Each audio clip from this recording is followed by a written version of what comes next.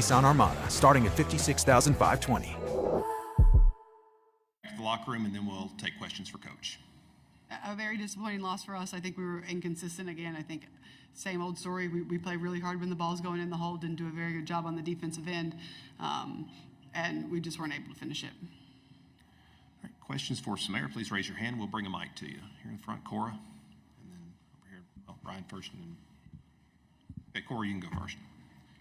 Samara, it felt like after halftime you guys kind of lost that momentum you've been building in the second. Was that feel like more on you guys, or was Vanderbilt just kind of come out with renewed energy? What kind of happened in the third?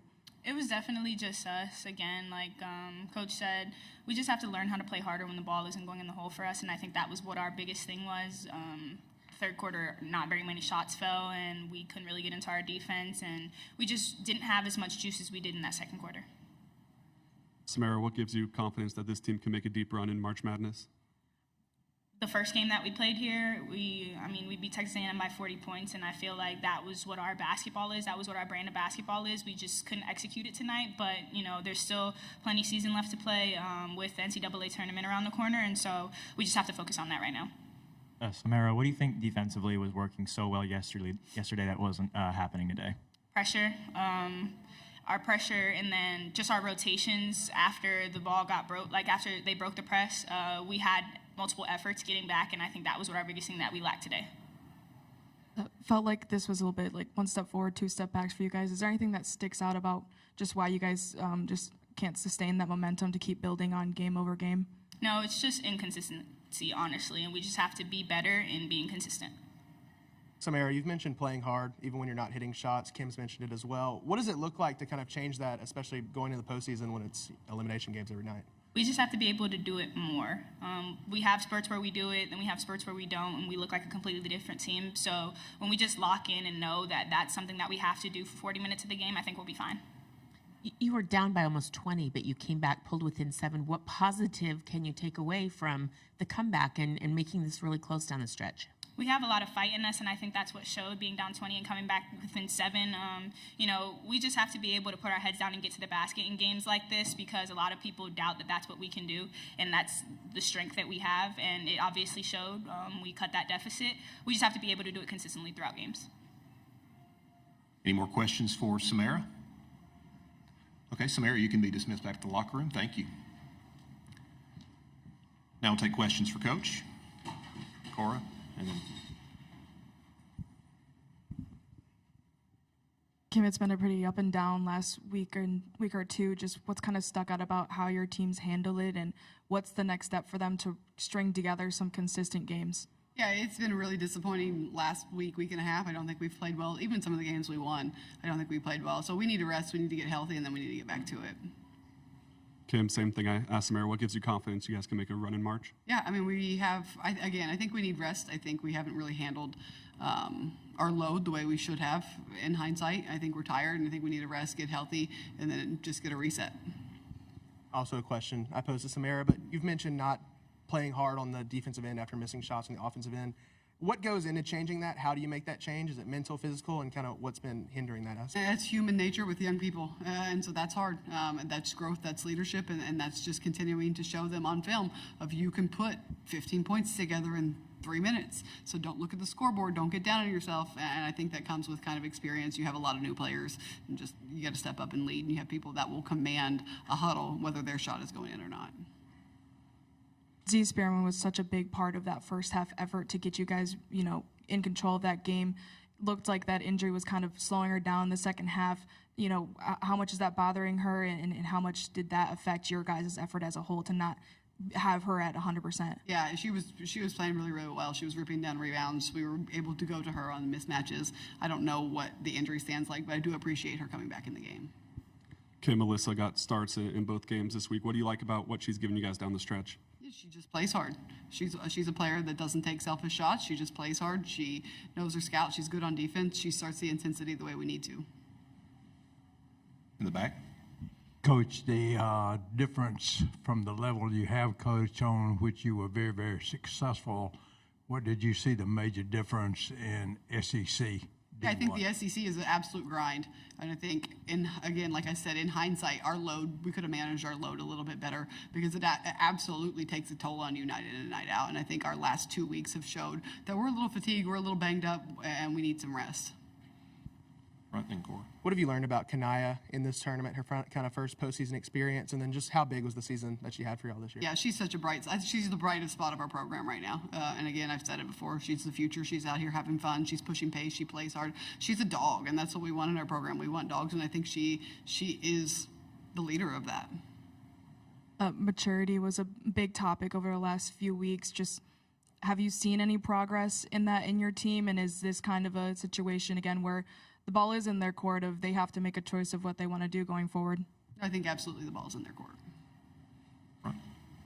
You mentioned load management and kind of how you would have liked to change that maybe. What does that look like, you think, going forward, and especially this week in particular, how are you going to recover? Yeah, the nice thing about women's basketball is you have some time. So we have a hefty break between now and when we start again. So we'll be able to manage that load a little bit better. We have some players that are playing through just minor injuries and just letting them kind of heal and then getting back to it. Take a couple more, Cora.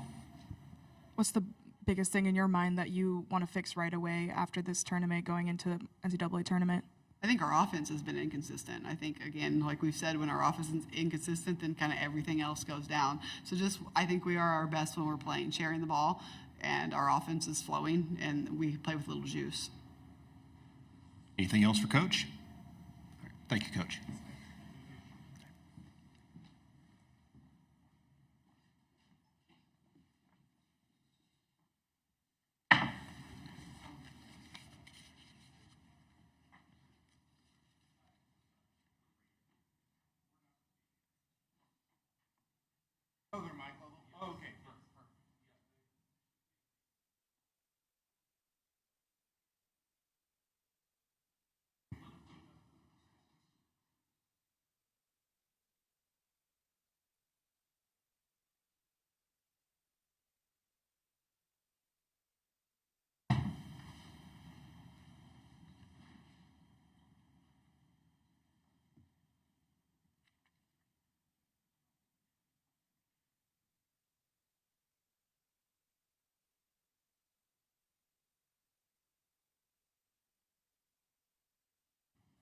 Got some, put some water in that for Coach.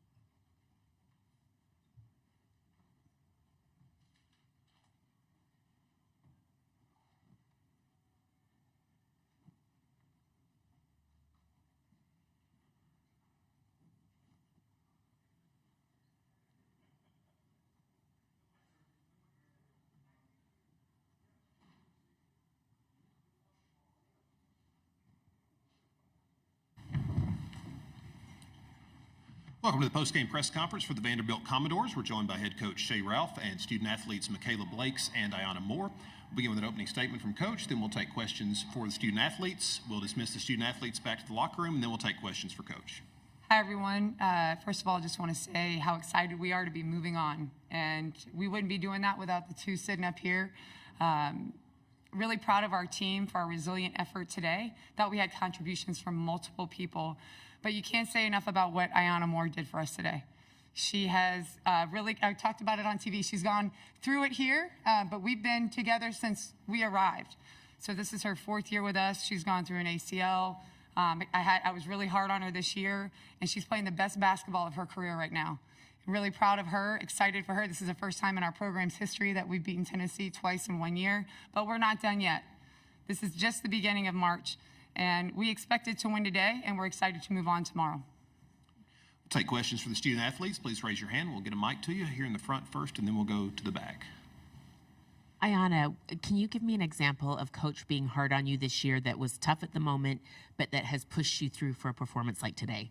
I mean, just in practice, like when I think I'm doing something right, and Coach Alf is like, "No, you're doing it wrong," and I'm like, "Okay, fine." But like just moments like that, it's just like her just constantly staying on top of me and not just letting me slack, not letting me just take a breath. Like that's all you can ask for in a coach, because as you want to get better, you want a coach who's going to continuously push you. So, and at the long end, you're just looking like, okay, she loves me and she's doing that for a reason. Here on the front right. Ayana, it took you a little bit to find your first wins over Tennessee playing at Vanderbilt, but you picked up 2 this year. What is that feeling like, and what does it mean to you? It means a lot doing it with these group of girls. It's special. I think we all have a great time with each other, and I think it's carried us a long way. Of course, you have ups and downs in the season, but through it all, at the end, right now, we're doing it at our best time. So that's all you can ask for. Back. Your coach just alluded to it a little bit back here, sorry. But for you, Ayana, just what were the emotions like going into today? And obviously you had 17 points the last time you played Tennessee. Is there any extra edge there? Just what was it like emotionally? I don't think there's any extra edge. I think our coaches say it best that our next game is our most important game, and we're going into every game just wanting to kill the person that's standing across from us. And I mean, this one right here, she pushes me every day just to be the best version of myself. So when you have people like that around you who continuously push you and have great people around you, you just want to go out there and do it for them and do it for yourself, because they're going to continue to push you. So why not? Front right. Michaela, obviously you help run the offensive lot, but Jordan Oliver is a big part of that and helping break the press. How important is she to your guys' team? I mean, she's the glue to our team. Without her, I mean, I don't know where we would be, but she does everything we need her to do. Play point guard. Normally that's not her role, but today, because I was being pressured, me and Yana were being pressured, she was able to bring the ball up the court and flow us into our offense. And, I mean, we're just so grateful for her and just everything she can do. Front left. Or either of you guys, comparing this game back to when you played Tennessee and Nashville, do you feel like they were any more fatigued this time, maybe running out of gas at this point in the year? I mean, it was a little cold in that gym. I don't know if this is a hockey stadium, hockey rink, or what, but it was a little cold, so my lungs was a little more tired. But, I mean, I don't feel like it played a part because, I mean, we played them last time. We knew exactly how it was going to be. So us just staying poised, staying together, we knew what type of game it was going to be. Front left, Holly. Just, this is for you, Michaela, the pressure. You know, Tennessee's known for their pressure. You had 3 people around you many times today. Can you take me back to childhood or early life dribbling drills? Beating pressure. You were just so comfortable and good with the ball in your hands.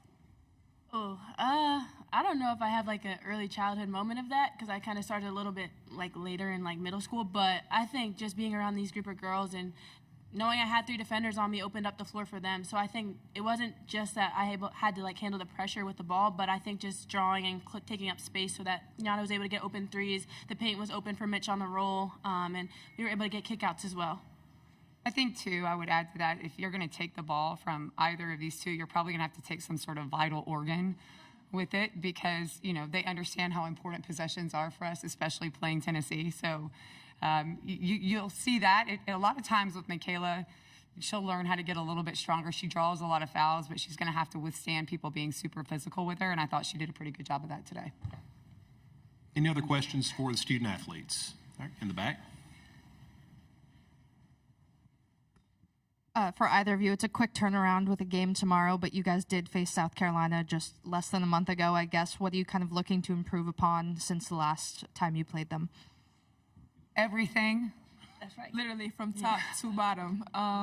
Taking care of the ball, being very crisp in what we do, being really attentive to all the details, and not taking a play off. It's a quick turnaround, we know that, so just getting our minds right, our bodies right, our spirit right, just to go in there and handle what we got to do tomorrow. Hey, ladies, thank you. You can be dismissed back to the locker room. Thank you. Oh, not you yet, Coach. All right. Oh. And now we'll take questions for Coach. Over here on the right. I'd kind of asked Michaela the same thing, and she used the word glue, but how important is Jordan Oliver, especially breaking the Tennessee press? It seems like she's just an integral part of that. Jo has the highest IQ on our team. She can play position 1 through 5, and she has done that since she's been here, depending on who's in foul trouble, what we've needed as it relates to the scout. And we knew she was going to have to do that today. I told her this morning, you just sit down, don't stand up for any part of what we're walking through, because you're not going to be able to come out of the game today. We knew she was going to have to bring the ball up and start the offense. But what I I think what's most impressive about her is that she just wants to win, and she wants to be part of winning. She wants to enjoy the winning, and so she'll do whatever we need her to do. And it doesn't require her to have any shine or shoot or do anything else other than be on the court and help her teammates win. That's very rare to find at this level in basketball. And she's just a joy to coach. So she's also the glue in our locker room. She's somebody that you hear all the way down the stairs. You know she's in the office because she's in everybody's office having a great time. She's in the locker room having a great time. I'm just excited for her that we're able to continue to play right now because I know how important it is. Coach, on the offensive boards, it felt like you guys were really everywhere today. What do you think was working so say that well? one more time. I'm sorry. Yeah, the offensive- you want me to? Yeah. Yeah, they were good, right? You guys were really just everywhere. What was That's the working first time so I've well? heard that since I've been here. I'm honored. Yeah, me too. What was working so well, and how do you want to build on that against a team I think like the Tennessee? team, I know they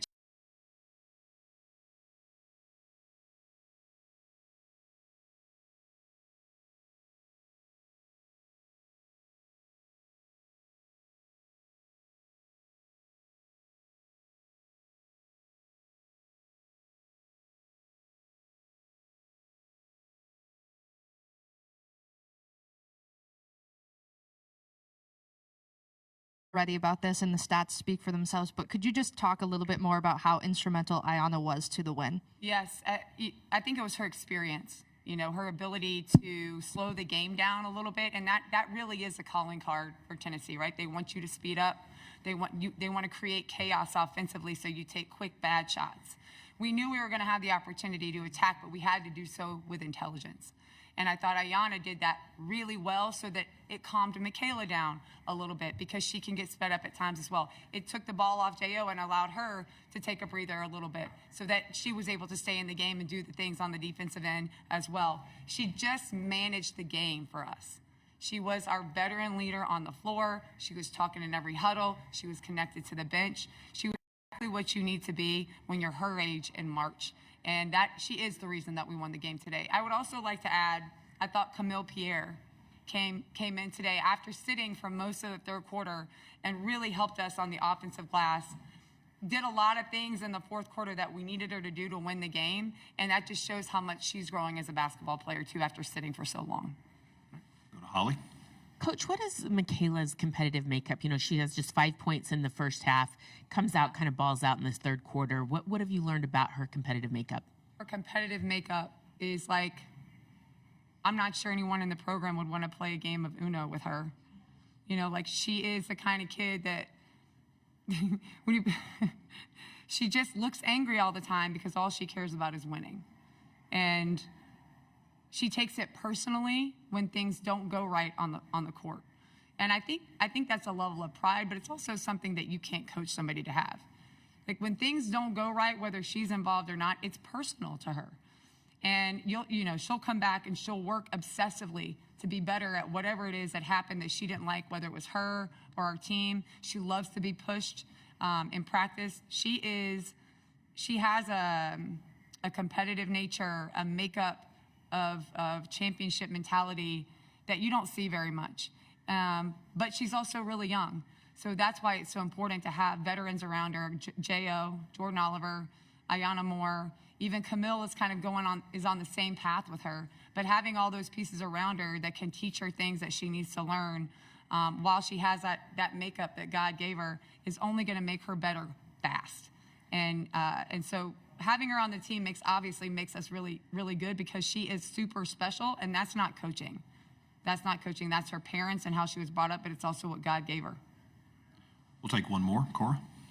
Shay, just what has been the key for your team in beating Tennessee twice this season?